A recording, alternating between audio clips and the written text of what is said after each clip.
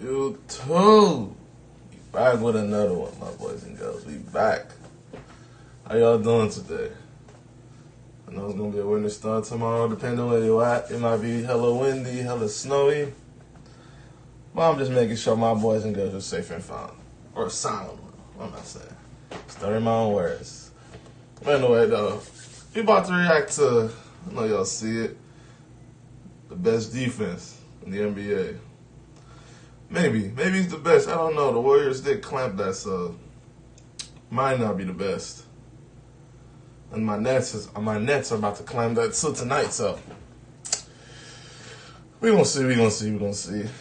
But what y'all think is the best defense? I honestly think, I don't know, that's a toss-up. The Bucks is tough too. I don't know who's stopping the Bucks, honestly, because Giannis is a beast. That's one guy you can't really put on clamps on. They stopping you in the paint, and they good on stopping you in the three this year. They did stop the Warriors, which is tough. I always wanted to see a finals series with that one, with that two teams. But we didn't get it, but we got a preview or something like that. I forgot what day that was. That was like a couple days ago. But that was a good-ass game. Well, no, man. I don't know. I mean, toss-up, I'll say the Bucks, Celtics. My Nets not up there yet. We just need one big man. A big man, a passing big man, and it's over.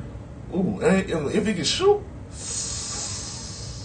ooh, it's gonna be tough if he can shoot. Y'all better start praying he can't shoot for real. I don't know, man. What y'all think? What do you think is the best offense? Actually, what do you think is the best offense? Best offense? I'll say, that's a tough one. Because any team can really get hot, honestly. I mean, if you go by the numbers, the Celtics is the number one offense. Are they? I'm not sure about that. But, hey, I'm a little biased over here, so I'll say it. Hey, my Nets, best offense. Them niggas get hot. They get hot, my guys. It's over. It's over. We all know it. You know it. Hey, man, without further ado, let's get straight to it. I need to put it on full screen for y'all boys. Alright, let's get it. 6. Grant Williams on DeRozan. Caruso takes an open three. Can't get it to fall. Did you see that? Let's try it again. That's the key. Okay, I'll let Celtics analyst Brian Scalabrine call it out. That was a corner contest. So, I've seen a lot of strange things in my time. And heck, I coached my big center in high school to do this kind of contest. But against professional shooters, I even asked Lou Cornette about it one-on-one. Another way to try to lower the percentages when I'm in kind of suboptimal positions. But before we get into this whole thing, let me explain how normal defense works. Damn. Look at the NBA, like what, 1960, 70 time? Sheesh. Shorts were short as hell. And the graphics in HD was not existent. I mean, obviously, but the best now, I wish the NBA was, the best now I wish the NBA was back then, how it was over there, back in that time. I wish it was, I wish the NBA now was more rivalry and more like battle. I don't know if I'm saying it right. Like, it's more like a battle between them. Nowadays, it's just like, it's sweet. Ain't really nobody doing nothing. It's friendly.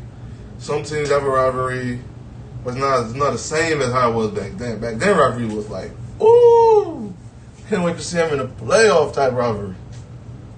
But now it's just like, it's all right. It's fun competition. They all friendly with each other. Social media. I mean, that's what social media will do.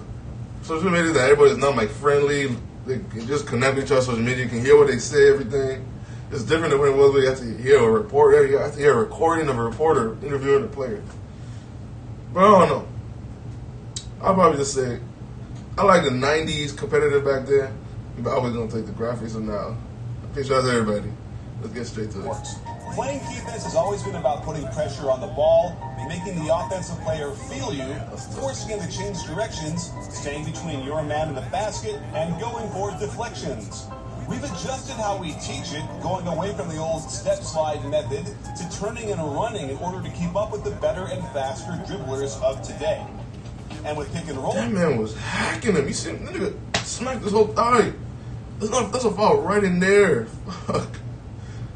Hey man, I like it. I love it. I love seeing shit like that. I love seeing defense like that. Yeah, man, you gotta work for your buckets. That's what I say.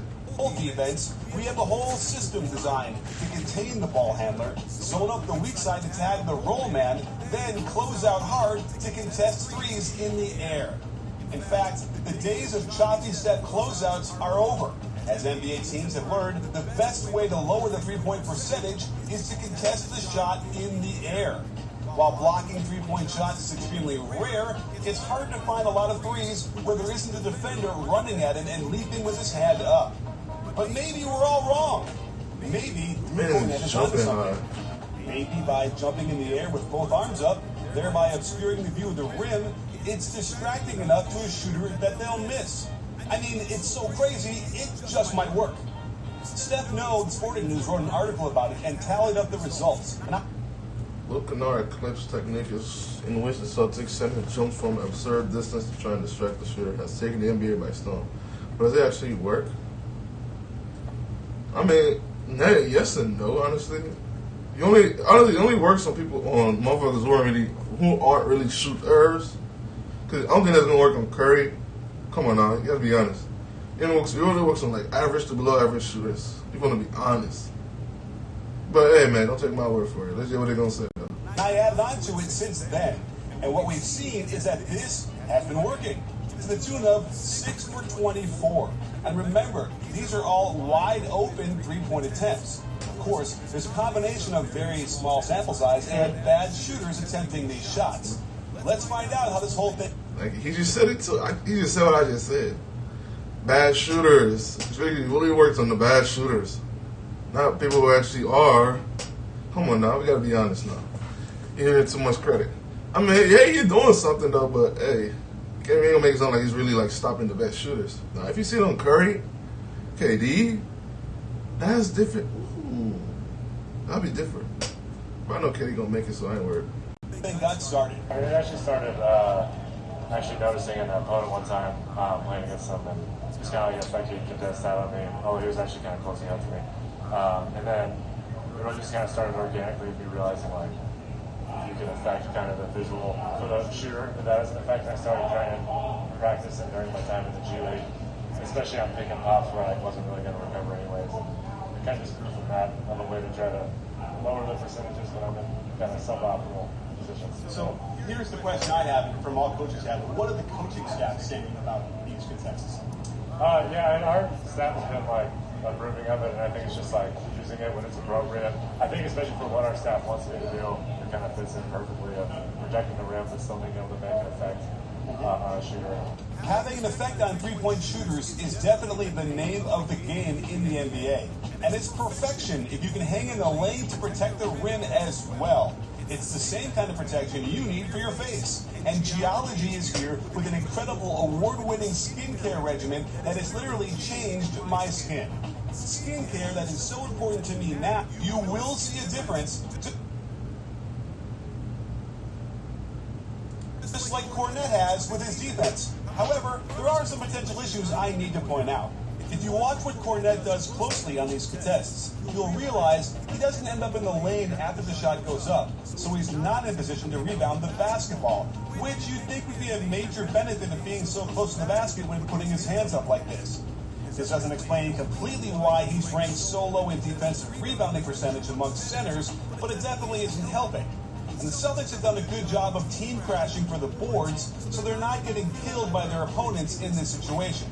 And being able to not worry about his man behind the arc allows him to clog the lane in support of his teammates, dissuading a potential drive out of this pick and roll before inviting the three-point shot with both hands up. And watch how he can afford to help off his man, who's not a threat from the outside, then double up on the defensive pressure of the closeout by contesting from the restricted area. But here's where the rebounding thing can become an issue, as his man keeps the ball alive so they can recover. But if this type of contest can continue forcing misses from beyond the arc, there is no question he should be doing this a lot more often. The Celtics can put Kornet on a non-center, so he's not involved in the pick and roll, and he can then be a huge body to tag the roll man, all the while knowing he can contest the shot if his man gets the skip pass on the corner lift. Clearly, this particular ritual isn't working for you. Yeah, man. You would have had like that. You're actually not part of the pick and roll defense, but I'm fascinated by this because pick and roll is obviously the hardest thing to guard, or the thing that we're going to guard the most. So, can you tell us how this works and what you're trying to get accomplished on this play? Yeah, this one I'm like out of the ball screen, and I'm really there to just be like backup rim help, essentially, and guarding a shooter who we're kind of playing to not really be running off as much kind of thing. So I'm really just taking away the rim attempts and taking away that is kind of the most important thing. And so then it gets kicked out to them, and it's kind of instead of me sort of half running out and getting a late contest, which I don't really feel like does much. I get the contest attempt. Even though I actually makes it so it's I feel like it's putting me in a better position to contest it than what otherwise it's taking away kind of the best option for the offense. So interesting. And the take out of it is if you can interrupt the sight line of the shooter, that might disrupt the shot itself. Yeah, absolutely. And especially kind of based on where you're at, if you really get up early enough and stuff, it can be pretty settling. K-Sports fans, Coach Nick here, and I want to ask a little favor. I'm getting a little bit close to 1 million subscribers. I'd love to get there a little bit quicker, so hit that subscribe button if you like this. Give me a thumbs up, give me a comment, and stay tuned for lots more coming up all season long. Hey, you're the man. Go subscribe to Ballers B-Ball Breakdown, man. I like watching. And don't forget to subscribe to me too, man. Dropping out content like crazy. Continually taking the team out of what they want to do offensively, eliminating potential drives to the hoop, and inviting the shooters they wanted to brick them up over and over again. While using drop coverage is the default setting for every team in the NBA. You don't think Westbrook is a top 75 player? I honestly don't know. I honestly don't think so. I'm going to be honest. Was he top 75? Hope not.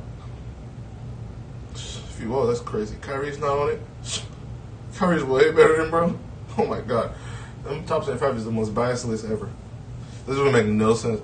Kyrie, someone with the best handles, craziest moves, is not on top 75. But okay. That makes sense. You run the real risk of giving up open threes to the screener on the pop. But if you figure out a way to make an average shooter miss a few more shots, you're suddenly changing the entire landscape of how teams want to defend, making it easier for defense, which is something that hasn't happened for decades as the skill level and shooting ability of players has continued to skyrocket. And when you get two well-coached teams together for a playoff game, where a few possessions can decide the series, having something unorthodox to give you an advantage is priceless. It's really just all about just bringing it down 1%. Love it, absolutely. And I'm all for anything you can get the defense to be more effective. I can't thank enough for coming on the show. And don't forget, sports fans, the B-Ball Breakdown, not channel, we're a conversation. You win? Are you in? Oh, so in. I'm dead. That was a little fun vid to watch. It was alright. I kind of liked it. Anyway, though, that's going to be it for now. Yeah, man. Y'all, don't forget to like, comment, and subscribe, man. Subscribe to your boys. Help them out. And share the content out to people, too. Come on, man. We got to help each other out. We a family over here. It's a Nelly game, my guy. Come on. Join the Nelly game. And you're gonna see results in your life. Anyway, though, I'm just talking shit. Well, anyway, though, I'm